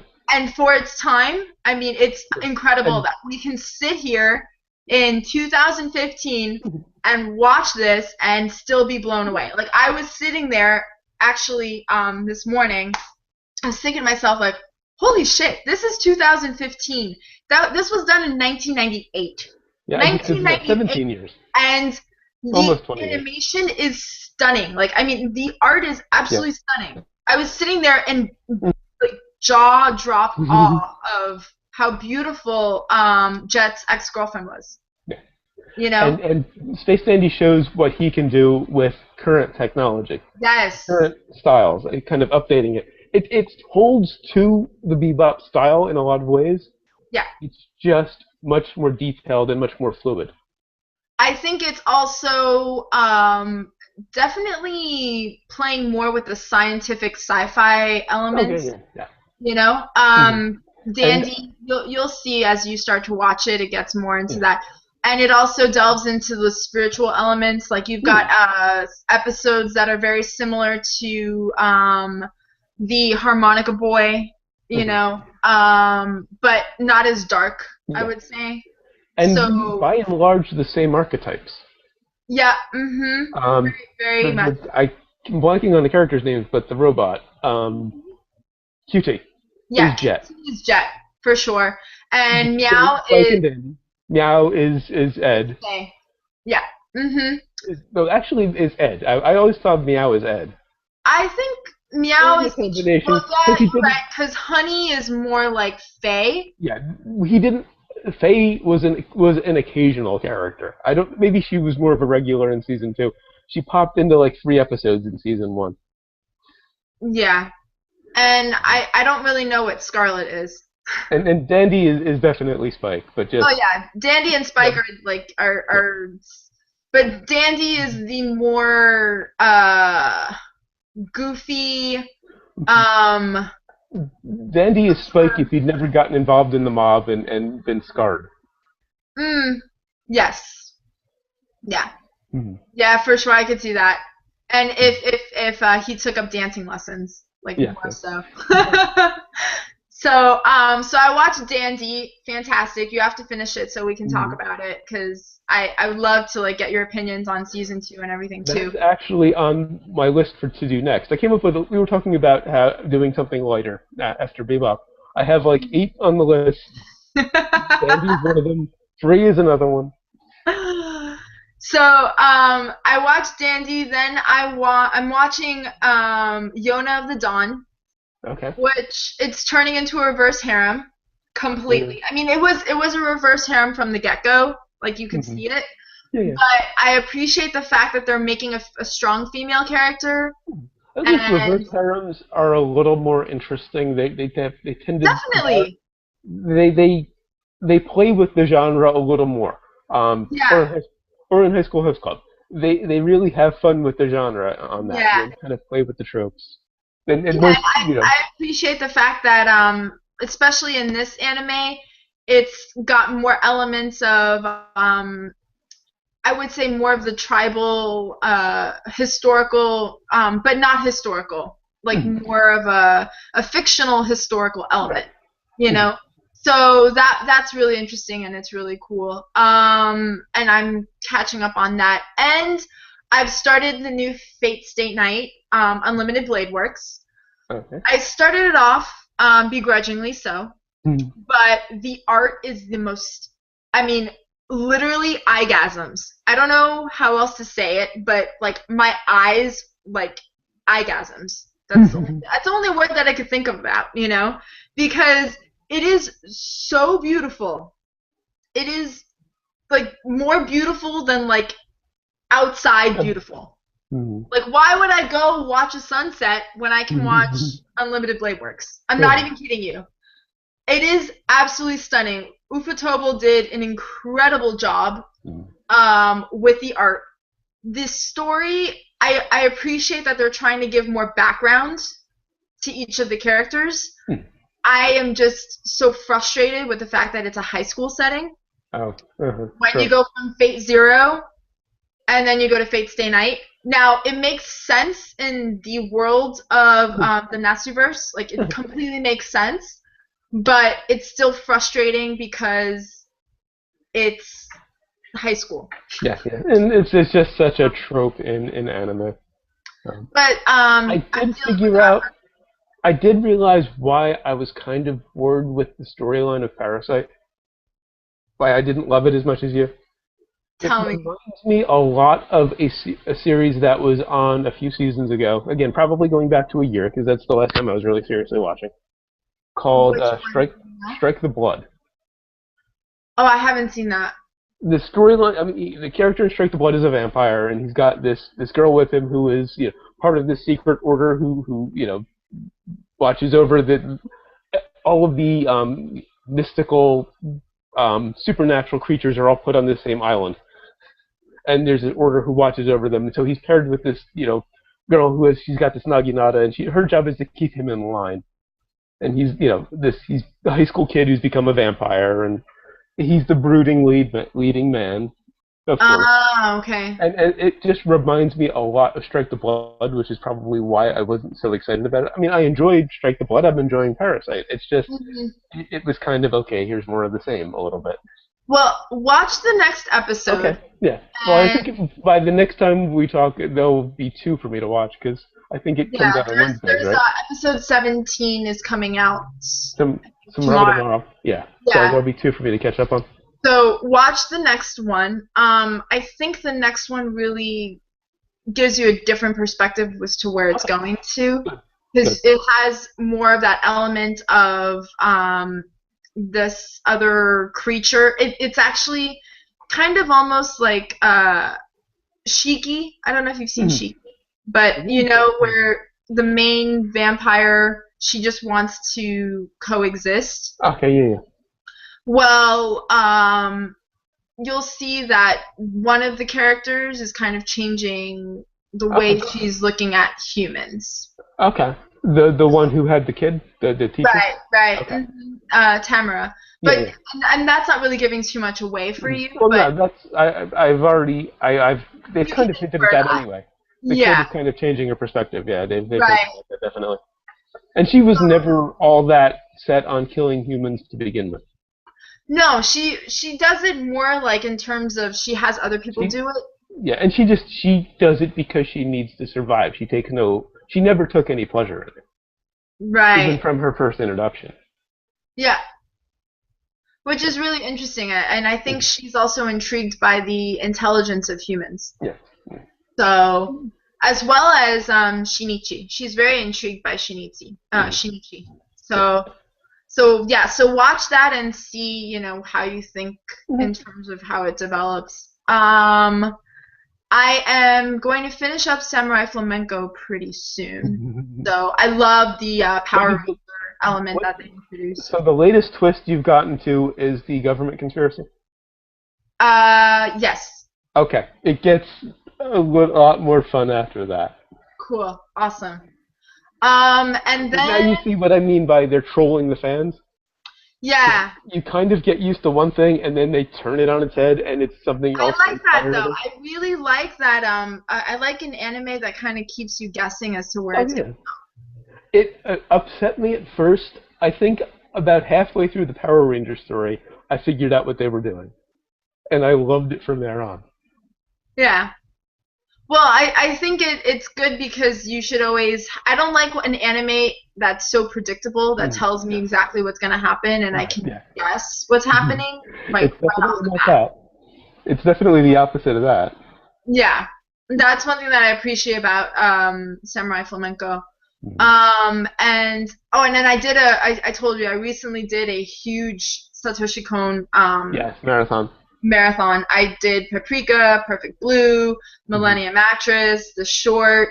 I actually started up Paranoia Agent again, but I was like, all right, it's probably should go to bed. Well, that's what I figured. Paranoia Agent probably wasn't part of it because you told me this like in the middle of the night and 2:30 in the morning. It was like 2 or 3. I was up editing the podcast. I get this message. I just did a Satoshi Kon marathon. Like, you couldn't have included Paranoia Agent in that. I started to, and then I was like, you know what? I should probably go to bed. Yeah. So yeah, can we just say Satoshi Kon, so brilliant. I mean, absolutely brilliant. I mean, this was my second time seeing Perfect Blue. I hadn't finished Paprika before. Ah. So I had only seen I think up until like halfway. Only So thing that ever disappointed me that he did was the ending. It was a little predictable. for Paprika, But, yeah, but but it was I so beautiful that I can, loved it. yeah, It I can kind of forgive it. it kind of worked in line with Paranoia Agent in Yeah. terms of him telling you what's going on from the get-go. But he kind of head fakes you to think the character you thought was responsible wasn't responsible, and then you find out that character actually was responsible. And then the I night like gets that. to go off. I really love Perfect Blue. Perfect That's Blue. one I have to revisit. It's been a few Phenomenal. years. Oh my god, it was so good. I forgot how good that is. Mm-hmm. I mean, the mind bending, like Yeah. I've never seen Mulholland Drive, but Actually, I haven't. I've seen bits and pieces. huh? I've seen bits and pieces of it. So to me, the whole Mulholland Drive was like people were making that reference, and I was like, Mhm. I don't know it, so I can't really say. But Perfect Blue has the same reference. huh? Perfect Blue has kind of the same trick. Same reference. So, but for me personally, I didn't really because I've never seen it. So, Yeah. but I actually thought of Black Swan. Okay, yeah, definitely. That's what I thought it was. Black Actually, Swan. Aronofsky has named Cohn as an influence. Well, there you go. Yeah. That might Aronofsky have been and part of his influence. okay, he's pretty much flat out said he got the idea from Perfect Blue. And Oh. Christopher Nolan's also named him as an influence, and particularly if you look at Inception and Paprika. Yes, Yeah, I was thinking the exact same thing. yeah, Like it's hands basically down, Inception is Paprika. Inception is Paprika. I jokingly was thinking when I first watched it, thinking of it as the Inception the anime, but of course Paprika came first. Inception the anime. But I mean, Inception was incredible. I've got to give that its own standalone. Oh, yeah. It was incredibly well done. Hmm. So, and Millennium Actress was fantastic. Love Millennium. That's my second favorite after Tokyo Godfather. That is one of my top favorite anime movies. I would say that one. Well, It's a fight between that and Tokyo Godfathers. that's 1 and 2. Tokyo first, and Millennium's a close second on my top 5. Like greatest anime I've not favorite but best cream of the crop anime I have ever seen. It's Tokyo Godfathers, Millennium Actress, Wind Rises, Miyazaki's final film, which I still haven't seen it. you still have to see that. I have to see that. Of course, Grave of the Fireflies and Princess Kaguya, the latest from Takahata, who did Grave of the Fireflies. Oh, I like that. That's a good round out. We should do a film one. We really should. Yeah, we should. Maybe for Valentine's Day. Well, we tried. We did Tokyo. Yeah, I know, but we need to have like a specific hangout just for films. I don't know. Yeah. I don't know, Valentine's. Oh, that'd be tricky. I'm not a big fan of the love stories. So. I don't like them either. I guess Millennium does work because it ultimately is kind of a love story. It's a little bit of a twist on one, but yeah, we could do Millennium Actress. I think that would be really nice. Hmm. We'll talk about it in the yeah, we'll get to it. whoever else decides. Right. So, but on that note, it's 2 hours. Yeah. 2 hours talking, Wow. and I gotta go pick up my veggies. All right, have a good night. So have a good night, and I'll see you Thursday, maybe. Thursday so it's Thursday, 14, 15, 16? Yeah. Okay. I'm gonna say Thursday, but maybe Thursday or Friday, because I'm not sure where I'm gonna be yet. I might be in Miami. It doesn't matter. Either one's good for me. Huh? Either is good for me. All right, cool. All right, I'll see you then. Bye. Bye.